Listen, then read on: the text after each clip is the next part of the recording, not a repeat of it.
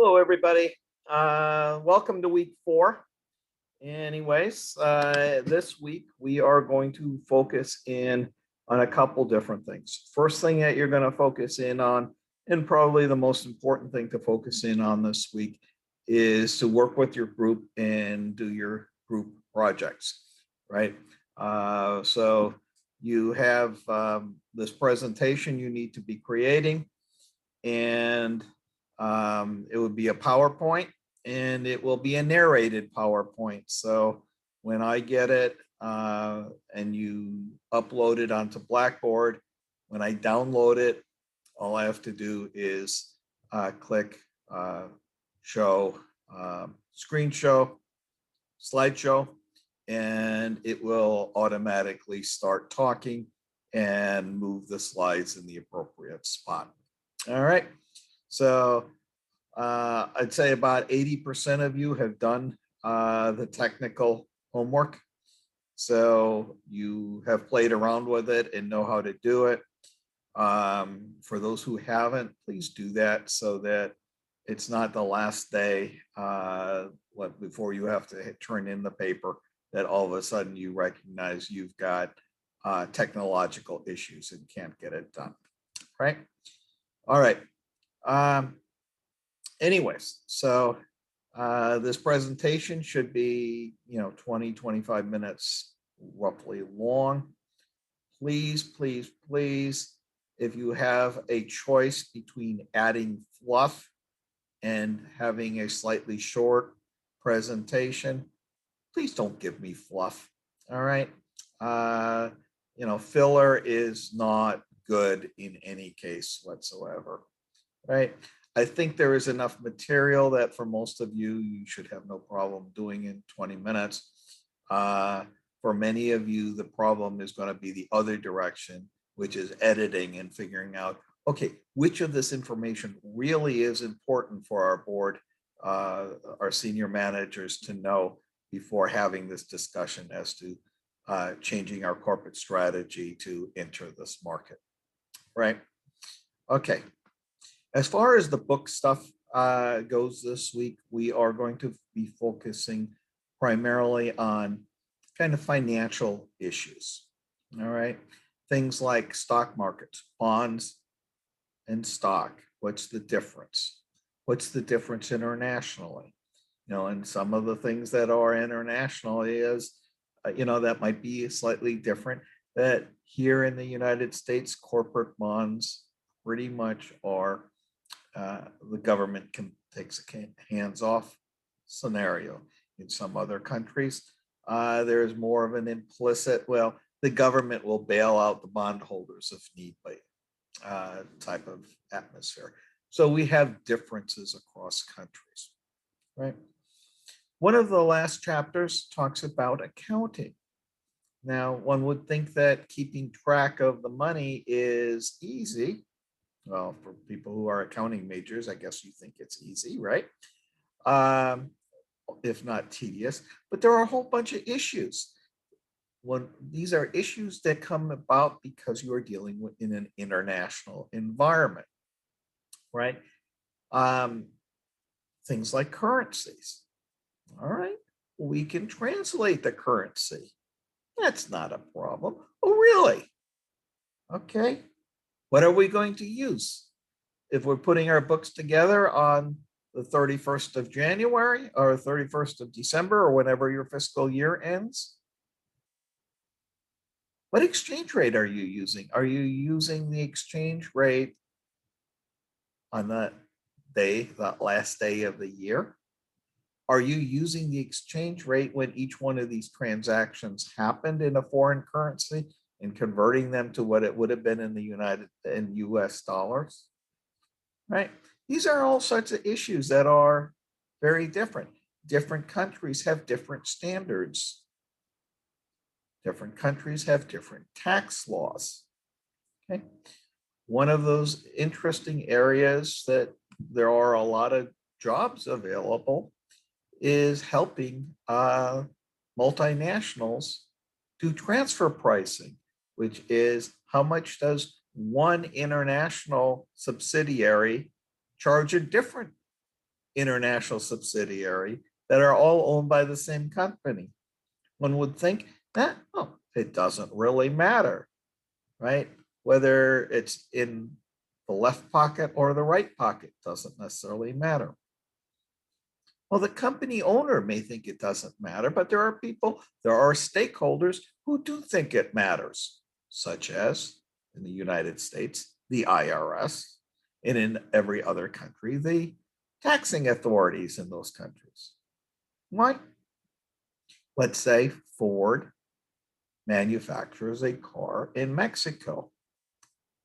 They make an F-150 truck in Mexico. They want to sell it in the US. So what has to happen? The legal entity in Mexico has to sell the wholesale truck to Ford USA. And Ford USA will then sell it to the distributors here, right? So what price does Ford USA pay Ford Mexico for the truck? Well,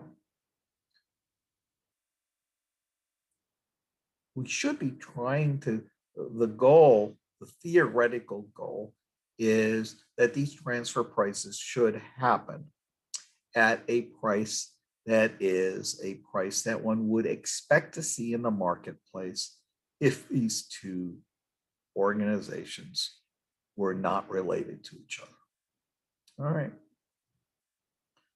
But that could be a wide variety of numbers, right?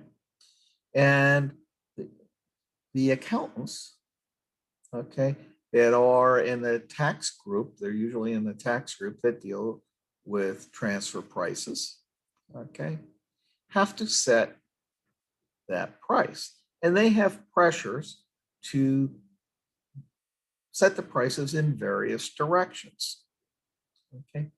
If the tax rates are lower in Mexico than they are in the United States, one would expect that there's be pressure on Ford to have the prices as high as possible, the transfer prices, so that on paper, Ford Mexico makes a lot of money and Ford USA kind of just barely squeaks out a margin at all, right?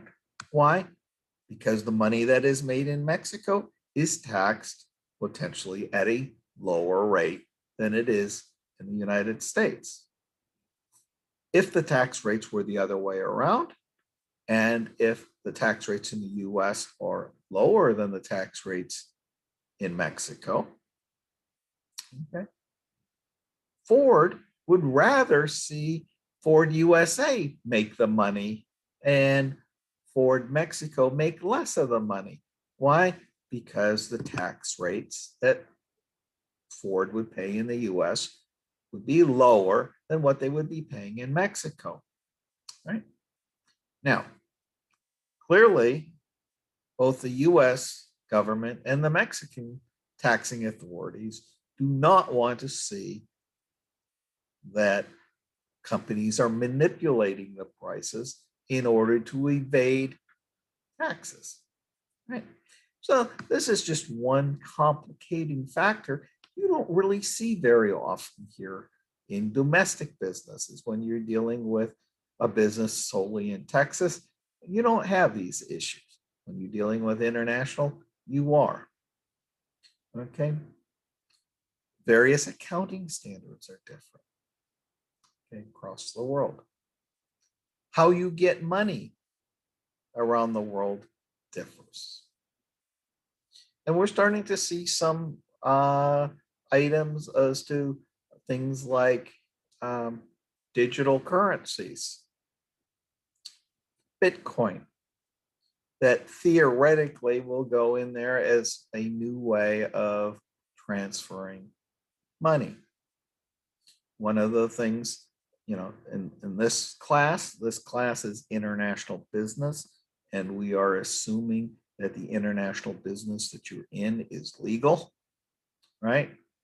Okay.